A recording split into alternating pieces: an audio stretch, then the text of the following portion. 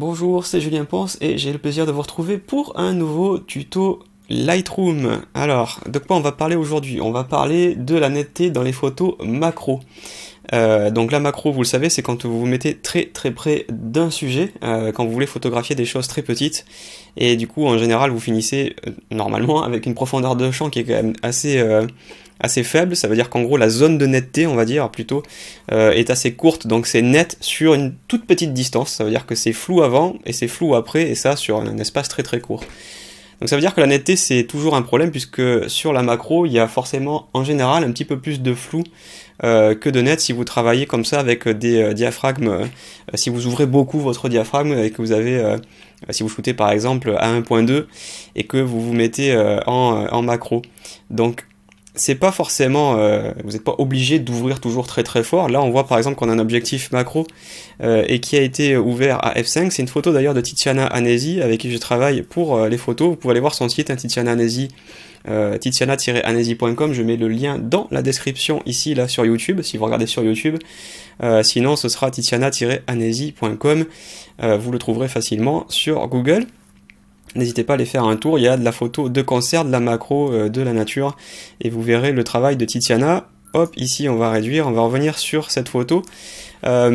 Comment travailler la netteté sur de la macro? Alors en fait il faut faire de la netteté de manière très sélective, parce que comme je viens de vous le dire, si vous avez une profondeur de champ assez courte, c'est-à-dire que ça part dans le flou rapidement, vous n'allez pas essayer de me rendre tout net, parce que si vous rendez tout net, rendre des trucs flous, essayer de les rendre nets alors qu'ils sont volontairement flous, et même d'ailleurs le but de la macro ici là, c'était d'avoir quelque chose qui soit vraiment net sur une toute petite distance. Ça va pas être joli, vous essayez d'aller à contre-courant de ce que la photo veut essayer de dire en fait.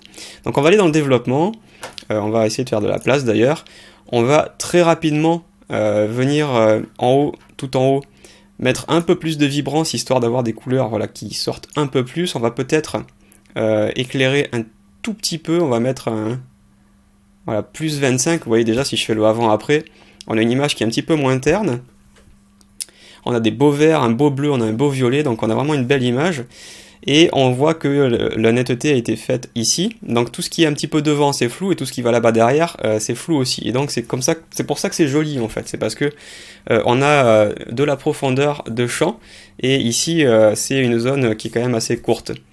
Alors si je veux maintenant rendre les détails qui sont nets, le peu qui est net, si j'ai envie de le rendre encore plus net pour que ce soit vraiment, qu'il y ait vraiment de jolis détails, je vais donc accentuer la netteté. J'enfonce des portes ouvertes hein, pour le moment.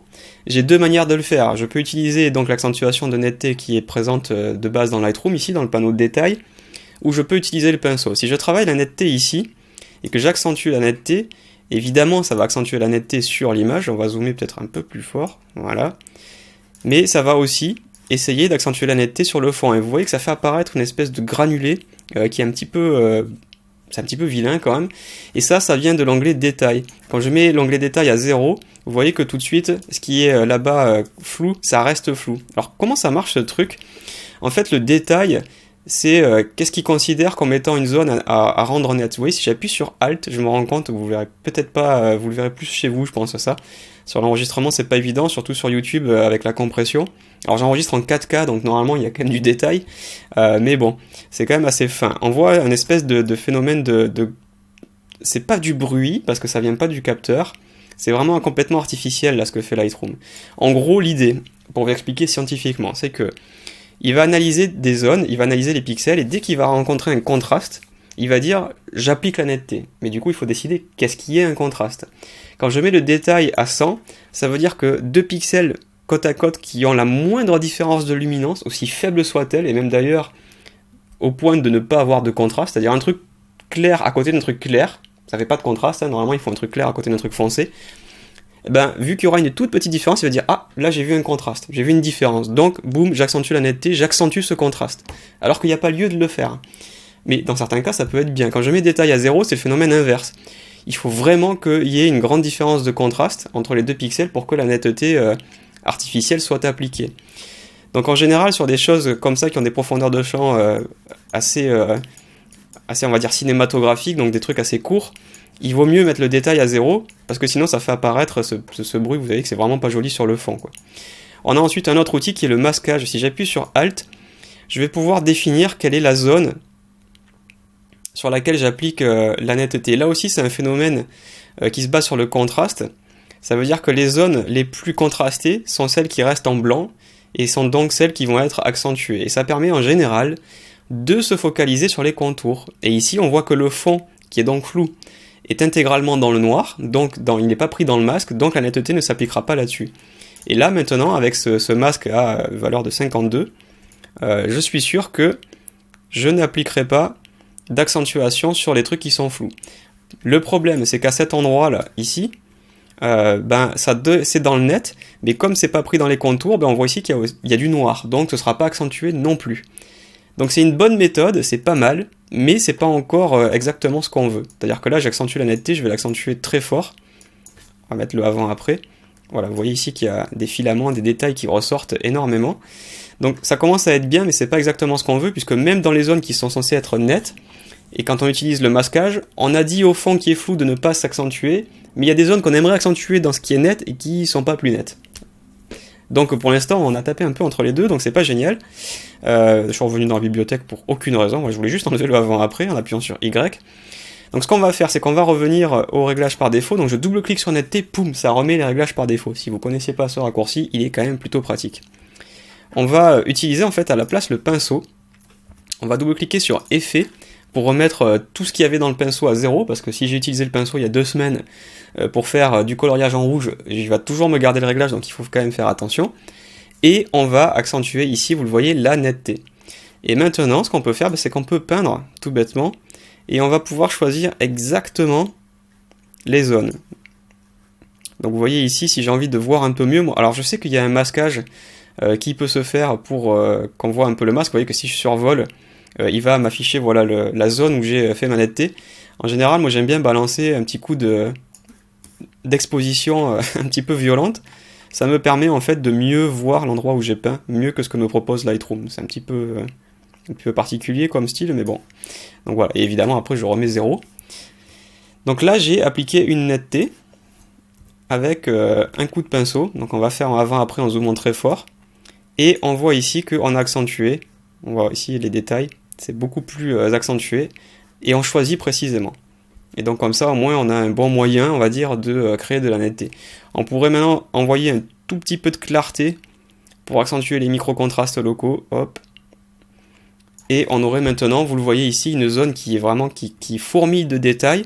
Mais derrière, là-bas, on n'a toujours pas touché au flou. Et comme c'est une photo qui a été prise à ISO 200 à f5, alors à ISO 200 sur cette... normalement on n'a pas beaucoup de bruit, mais on va dire que par sécurité, on va faire une toute petite réduction de bruit de 20 pour vraiment contribuer. Voilà, hop, vous voyez, ça a fait une petite passe, vous l'avez peut-être pas vu parce que c'est vraiment très léger, je vais vous zoomer très très fort sur le fond. Hop là, regardez à 0. Vous voyez le fond qui fourmille un petit peu, qui est un tout petit peu bruité, même à ISO 200, ça suffit pour avoir du bruit. On va lui mettre, allez, j'ai mis 20, on va lui mettre, tiens, 25. Et regardez, hop, tac, on voit que ça s'est amoindri. Ce qui fait que le fond est maintenant un petit peu plus lisse, et par contre, la zone sur laquelle on a mis notre coup de pinceau, elle est vraiment toujours parfaitement nette. Si vous voulez encore améliorer ce résultat, vous pouvez mettre un coup de pinceau. Alors, Lightroom est toujours hyper violent en termes d'occupation processeur, ça rame toujours un petit peu quand on utilise les retouches locales comme ça. On va faire l'inverse, on va remettre à 0, et on va mettre netteté, on va diminuer. Et on va peindre un petit peu le fond. Voilà, histoire de faire un lissage supplémentaire sur le fond, et faire ressortir d'autant plus le sujet. Voilà, et je vais recliquer sur le pinceau pour valider. Et vous avez maintenant le avant-après, on va appuyer sur Tab, voilà. On va zoomer, alors si je zoome, ça va zoomer très fort, on va peut-être zoomer un petit peu moins. On va se mettre à voilà, 2 pour 1, 1 pour 1, 2 pour 1, je sais pas trop. Hop là, on va se mettre, regardez à 3 déjà, à 300%. On va lui laisser faire le rendu, voilà. Avec une meilleure lumière, une meilleure couleur, un petit peu de clarté et un coup de pinceau d'honnêteté, on voit que les détails ressortent beaucoup mieux. Et si on va en bas à droite dans une zone de flou, regardez, c'était bruité et terne, et maintenant c'est parfaitement vert et super lisse. Donc on a vraiment joué la carte de la macro avec de la profondeur de champ ici assez courte, et c'est exactement sur ce type de sujet, c'est-à-dire sur des sujets macro pris très près, que travailler la netteté d'une manière locale prend tout son sens. On a vu au début que si on travaillait la netteté globalement sur l'image, on pouvait accentuer et rendre plus nettes des zones qui ne sont pas faites pour être nettes. On voit bien que là, le fond, c'était l'intention de Tiziana, bien entendu, que ça parte dans un joli flou et qu'on ait juste une toute petite zone de net. Donc voilà, cette astuce, c'est pas grand chose, mais si vous faites de la macro, alors vous pouvez faire de la macro avec des sujets qui sont super nets, il n'y a pas de problème, mais si vous faites comme ça des zones, un flou, net flou sur une très courte distance, et que vous voulez vraiment votre truc net au milieu, qui soit parfaitement net et pas le reste, et ben du coup ça implique une méthode un petit peu particulière pour travailler la netteté. N'allez pas dans le détail me balancer une netteté à 100% comme ça d'un coup, parce que c'est pas comme ça qu'on fait et c'est pas vraiment adapté à ce sujet. Donc j'espère que ça vous a plu. Vous pouvez vous rendre sur tuto.com et vous avez une formation qui s'appelle formation au développement artistique spécial macro. Vous voyez que c'est la photo qu'on a utilisée, où pendant plus de 1h40 je vous apprends à retoucher des photos macro. C'est vraiment dédié à la macro spécifiquement, donc si c'est un sujet qui vous intéresse, vous pouvez aller voir cet atelier. C'est vraiment orienté pratique, c'est compatible avec Lightroom 4 et avec Lightroom 5, donc allez y faire un tour si ça vous intéresse. Pour les autres tutos de tuto.com, il suffit de taper mon profil Julien Ponce tout attaché, et dès que vous tapez les premières lettres, en général, il vous propose mon profil. Il y a une tonne de tutos gratos à aller chercher sur Photoshop, sur Lightroom et sur d'autres sujets. Et vous avez évidemment la formation best-seller de la plateforme, ma petite fierté, qui s'appelle Lightroom 5 pour les photographes et qui vous apprend en large et en travers à vous servir de Lightroom. Donc si vous êtes en train d'apprendre Lightroom 5, c'est la formation qu'il vous faut. Dans tous les cas, allez sur YouTube, vous devriez normalement déjà y être si vous regardez cette vidéo sur YouTube, et vous pouvez vous abonner à ma chaîne. Ici on a un petit peu les coulisses puisque c'est mon accès en tout cas en tant qu'auteur, mais si vous vous connectez, vous aurez toutes les dernières vidéos qui sont présentées voilà, à peu près comme ça. Et il y a évidemment Lightroom trucs et astuces qui peuvent vous intéresser. J'imagine que si vous êtes là, c'est que vous êtes intéressé pour vous former à Lightroom. Donc n'hésitez pas à aller voir les autres vidéos de la playlist. C'est gratos, donc ne vous privez pas. Pensez à cliquer sur le petit bouton j'aime pour m'aider dans les résultats de recherche, pour pousser cette vidéo et permettre à d'autres personnes de la trouver facilement et de la voir. Ça m'encouragera évidemment bien entendu à produire de nouveaux tutos gratuits s'il y a une plus forte audience. Et surtout abonnez-vous, puisque ça vous permettra de recevoir une petite notification sur votre profil Google quand une nouvelle vidéo sera disponible. Donc comme ça vous serez prévenu avant tout le monde qu'une nouvelle vidéo a été publiée. Alors si vous voulez me poser des questions, je sais qu'en général vous êtes assez friand de petites astuces et d'avoir mon avis sur des photos que vous développez. Je suis disponible pour vous répondre, j'essaie de vous répondre le plus rapidement possible en fonction de mes disponibilités. Vous allez sur facebook.com/julienponceuk tout attaché, et vous pouvez utiliser la messagerie de Facebook pour venir me contacter. Et puis sur cette page, on parle d'infographie, de photos, de tutos, de jeux vidéo, de cinéma, et de tout ce qui peut inspirer les créatifs, les artistes, les photographes. Donc c'est aussi un bon lieu de rencontre et d'inspiration. Merci beaucoup de m'avoir suivi, merci pour votre fidélité, et je vous retrouve très bientôt dans un nouveau tuto Lightroom. Bye bye.